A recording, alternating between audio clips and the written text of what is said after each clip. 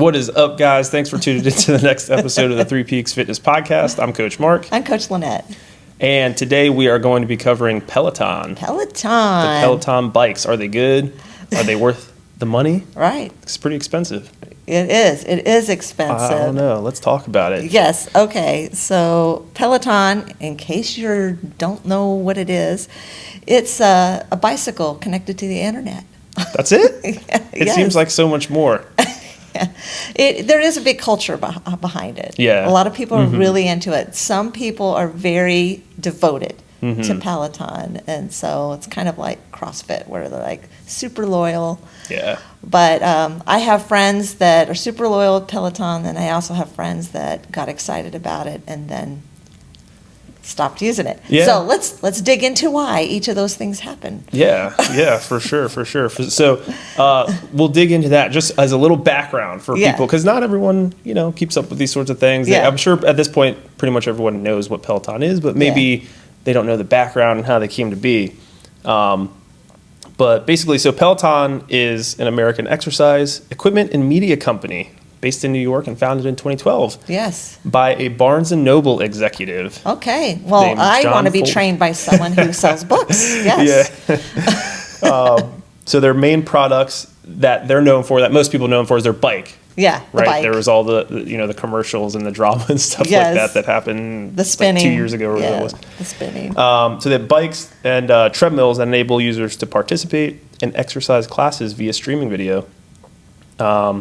And they charge you for the piece of equipment, and then they charge a recurring monthly rate to be able to take part in the classes. Yeah. And fun fact, Peloton is actually a cycling term for a bunch of riders, a group of riders that are all bunched together. Yeah, that was new to me when you told me that. Yeah, and it comes from the Greek word pelote. So I thought it was a made-up word, so it's nice to know that it's a real thing. So did I, yeah, but yeah.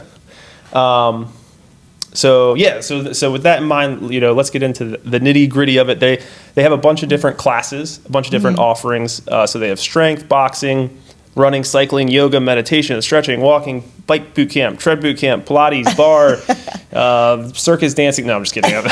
But they have a lot of different offerings. I was surprised by that because all I knew about Peloton was, it's a bicycle. But then when I started researching them, I got, they have a treadmill too. And then I saw all the classes, so I watched some of the classes, and I'm glad that they're offering different things, because one of my concerns about cycling is the bone loss that you get when you're spending 7 hours or more on a bike in a week. You do experience bone loss. So I was happy to see that they were trying to address that by, I don't know if that's the reason, but I think they just want to change it up, because I think riding a bike can get a little monotonous after a while. Yeah. So they're trying to add some strength, but there's some limitations to that. For sure. Definitely some limitations to doing strength instruction like online through a video or even through the live streaming. There's limitations to that, because you don't have a trainer there watching you do your form, making modifications based on a limited range of motion or an injury. So you don't get that back and forth that you would get with an instructor that's in the room with you. Yeah, So. for sure. And that's super important. Like you said, if you are a beginner, right, you need someone there coaching you, teaching you how to do it. Fitness is a skill. It's not something, even though we live in the age of YouTube University, where you can just go YouTube it, this is how you do it. Movement is very different than, I don't know, learning how to change out an outlet in your house, or something that it is what it is. Fitness is a skill, and you can injure yourself, although I guess you could injure yourself changing an outlet, but you get my point. So you want to make sure, and it's also one of those skills where you want to make sure that you are putting down the right foundation, so you are not reinforcing bad movement patterns that you'll have to, number one, unlearn, and number two, potentially deal with future injuries because you just didn't learn it the right way the first time. Right, and then that online instructor doesn't know your medical history. They don't know if there's an exercise you shouldn't be doing yet that you're not ready for. Right. So there's that too. And that's true not just of Peloton, but that's any online training program. Well, let's on that note, let's So what were some of the, in addition to what you just talked about, what are some of the drawbacks of Peloton that you found while you were doing your research? So the no trainer to watch your form, but also I think for a lot of people, they get excited, they buy the equipment, which is expensive, by the way. Yeah. Really expensive. Yeah. But you make that investment because you want to make a change in your life. And then after that initial excitement wears off, it is possible for the habit to fall off. It gets really easy to not go down to the basement to do your ride for the day or to put it off. Oh, you know what? I've got something on the stove. I'll do it in 10 minutes. Yeah.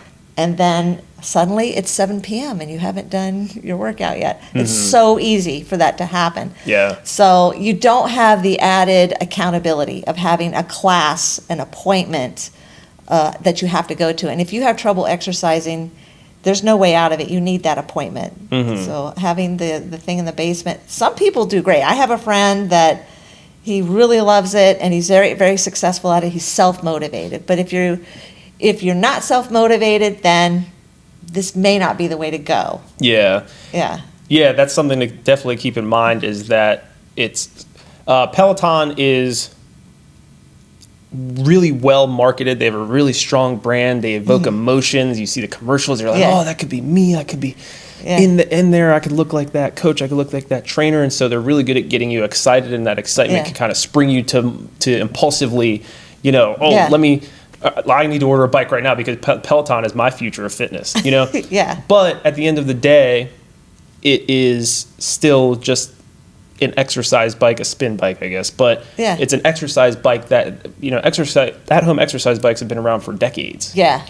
And most of the time they just end up as expensive clothes racks in your basement or your exercise room. Very good clothes racks. Very good clothes racks, yeah. There's a lot of space there. Yeah, a lot of different ways to use it. Yes, it's very nice. So if you are not the type of person who has that motivation, who in the past has just been unable to, get yourself to work out at home, Peloton isn't necessarily going to fix that long term. There is also the addition, of the classes and the exciting trainers and stuff like that, the celebrity trainers that they have, which could I think temporarily help you, and especially if you have another friend who does Peloton, and you guys do it together. I think that's something that could help push you. Yeah. But I've been a trainer for a long time. Most people need somewhere to go. Most people need an appointment on their calendar. They need somewhere to go to get into that headspace of, hey, this is my workout dojo. This is where I go to work out. You need that. Yeah, that connection with other people. And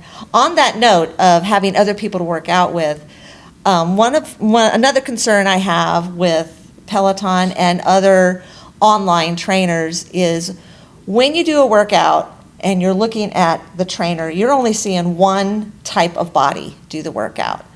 And even if you have several people in the room because I've noticed in some of the videos, you'll see other people in the room, but there's still just a very narrow view of what you're supposed to look like when you are successful at working out.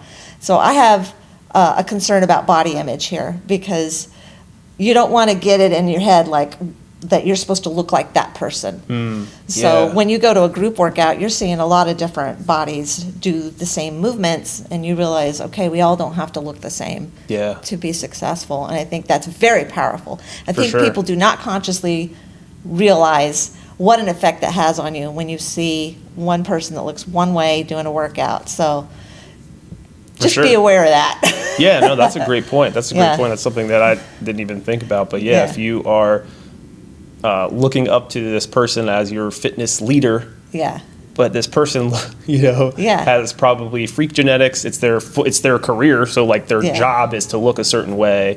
It's the instructors for Peloton they're fitness instructors, like they're legit, but they're in a lot of ways they're actors. They're celebrities. They're like celebrity trainers. Like they definitely have an image. You can if you go on their website and look at it, they all kind of have like a look, a brand about them that's been crafted, I'm sure, by Peloton corporate. And so you're right. It's like the equivalent to when you're maybe this wasn't the case for you. But when I was, a teenager, you look up to like The Rock or like, like, I want to look like him. Yeah. Not realizing, okay, there's some stuff going on behind the scenes that is probably going to make that impossible. Right. So just keeping that in mind, that is a great point. Yeah. And then one of the things, too, kind of shifting gears here, that I had a really, really big problem with, because, I've been a strength person my whole life. I think, the walking, the class, the spinning class, the treadmill class, running, stuff like that, I think is great for cardio. They have yoga and Pilates and bar, which could be good for, your core strength and mobility and stuff like that. But their strength classes make me want to throw my head through a wall. I watched a sample strength class, and I read a bunch of reviews, and I watched a couple of reviews on YouTube about the strength classes that they offer. Those are not strength classes. They're not. I'm sorry. They only use light dumbbells, and you could say what you want. Oh, you could go light, medium, heavy. No, it's not strength. You stay on your little mat. It's mostly body weight. Okay. You're using light dumbbells. You're using and resistance bands. There is such a ceiling there. It infuriates me that they even use the word strength. Oh, it's like okay. my blood pressure, I could feel it rising as I was like doing this research. I think Peloton does a lot of good things. They do not do strength. And I think it's misleading and disingenuous to market it as, oh, strength? You want to get stronger? Then do this class. I think Peloton needs to stay in their lane and stick to the spin, the treadmill, even, which I would argue isn't even really their lane. They started as a spin class, but I know you need to branch out. But from what I saw and from the reviews that I read, it's not strength training. And additionally, strength training is probably the most important type of class style of training to have supervision, of which there is none because it's a virtual class. Yeah. Right. Yeah. In fact, as I was watching the video, I was telling you this earlier, when I was watching the video of the strength class, one of the first exercises I saw the instructor doing for the warm up was a penguin crunch. Yes. And as I was watching that, I was like, oh man, Lynette would be throwing a fit right now, because that is terrible for your back. Yeah. Doing that movement is terrible. So you have this movement as part of your class. One of the first movements I, as a professional, saw, and I was able to be like, whoa, that's not good. Yeah. Because what if you are someone with a pre-existing back issue? If you've got a back issue, it's going to get aggravated by that movement. But that instructor is not seeing you. They can't modify things for you. I'm sure if you were in person, maybe they could. But I guess that's one of the biggest issue for me. I don't know if you can feel the passion coming out right now, but it really infuriated me. It's not strength training. Yeah.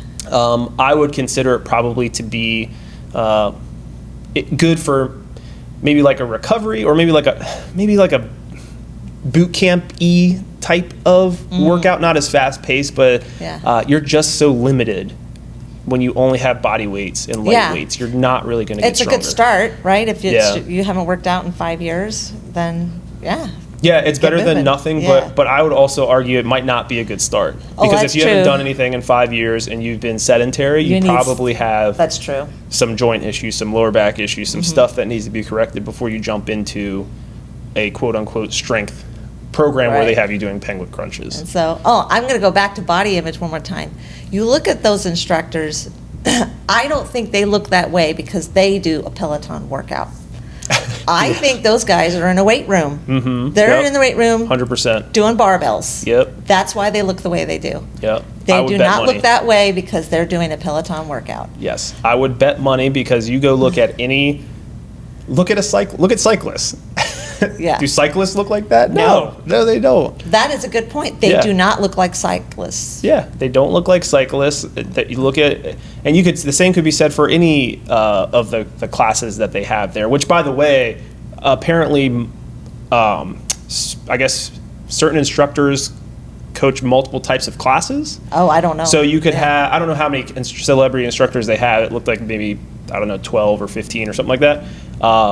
But as I was going through, it was saying, you know, it would say strength coached by Jesse A and Sam B, and then it would be like Pilates coached by Jesse A and Tom L. Oh, so some of them cross over. Yeah, so not that you can't be interdisciplinary, but again, it's like, what are, you know, what's your specialty? You know, if you're paying $2,000 for a bike, $3,000 for a treadmill, and all the equipment and stuff that comes with it, you're probably going to want someone who you know, kind of specializes in that segment.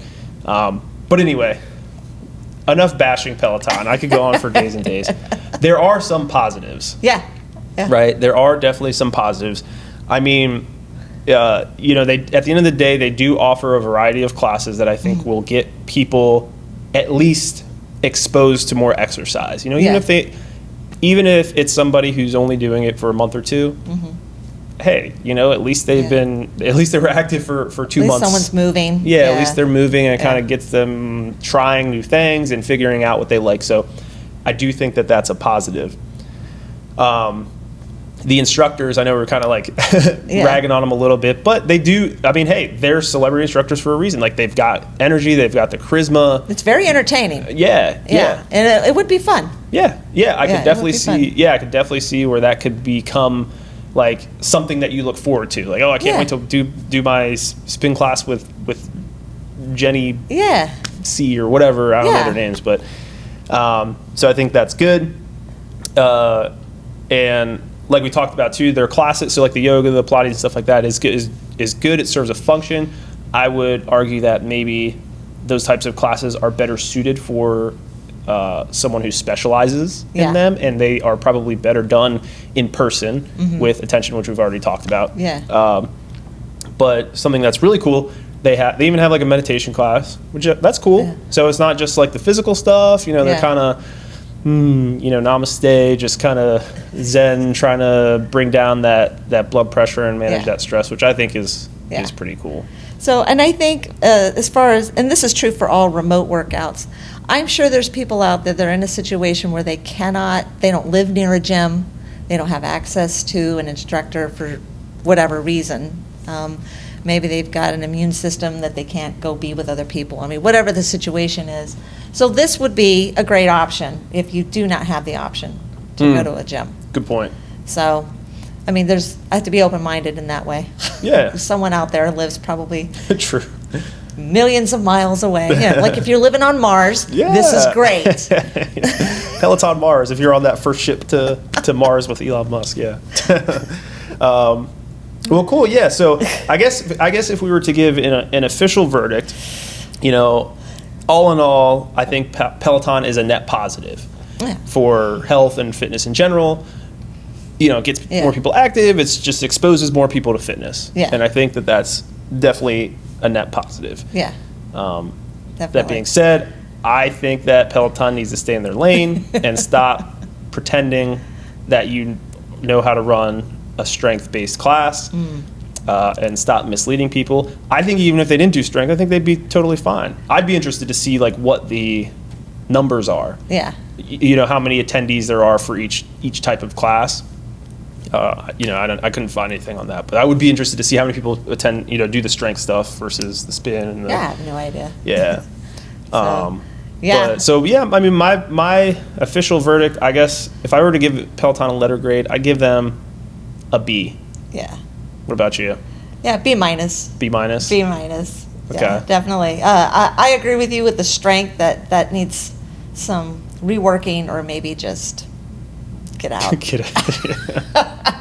But it's really fun cardio. There you go. It's really fun cardio. Yeah, if you like really fun cardio, look no further. There it is. If you're training for a marathon, super. Super fun way to do it. Cool. Well, that's all we got for you guys today. Thanks for tuning in, and we will catch you next time. All right, bye.